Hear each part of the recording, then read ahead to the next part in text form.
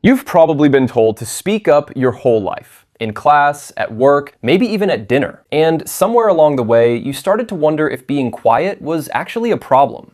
It's not. But here's what's actually happening. For a long time, psychology split people into two categories. Extroverts, energized by the room, by the noise, by the people. Introverts, drained by it, refueled by solitude. And on the surface, that sounds right. But it misses something. Because the difference between an introvert and an extrovert isn't really about shyness or confidence or how much you like people. It's about where your brain goes when it's not being stimulated. Extroverts reach outward. They process by talking, by engaging, by filling the silence. Quiet people go inward. And that's where things get interesting. When you're in a conversation and you're not performing, not rehearsing your next line, not calculating how you come across, you're actually free to notice things. The slight pause before someone said, "I'm fine." The person who laughed a little too hard at a joke that wasn't that funny. The tension in the room that no one's naming. Psychologists call this depth of processing. And it's not that quiet people see more, it's that they're actually looking while everyone else is busy talking. And here's what's happening underneath all of that. There's a network in your brain called the default mode network. It activates when you're not reacting, not performing,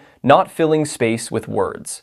That's where your deepest thinking lives, where patterns connect, where insight actually forms, where the things you can't quite articulate start to take shape. Quiet people spend more time there, not because they're checked out, but because they're processing at a level most conversations never reach. What looks like silence from the outside is actually a mind that's fully awake. And because they speak less, they become more selective about what they say. They stop reacting to everything. They wait for the moment that actually matters. And when that moment comes, when a quiet person finally speaks, people listen. Not because they're louder, but because they've already worked through what everyone else is still figuring out. That's not holding back. That's a kind of precision most people spend years trying to develop and never quite get there. Most people think communication is about volume, but the people who move rooms, who change minds, who leave a lasting impression, they're rarely the ones who said the most. They're the ones who said the right thing at the right time. And that kind of timing takes a different kind of listening first. And now I want to say something directly.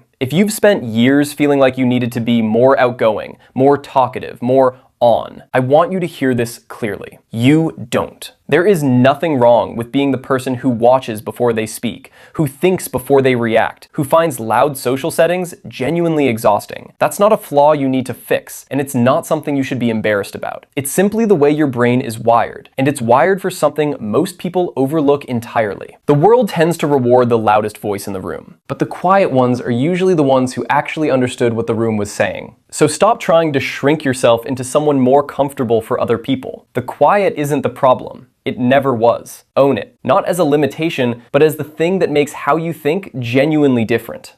If that's you, if you notice things nobody mentions, feel more like yourself in silence than in noise, and have spent years wondering if something about you needs to change, it doesn't. Drop a comment, because I genuinely love to know. Are you the quiet one, or are you surrounded by one? And if you know someone who needs to hear this, send it to them. I'll see you in the next one. Till then, keep building.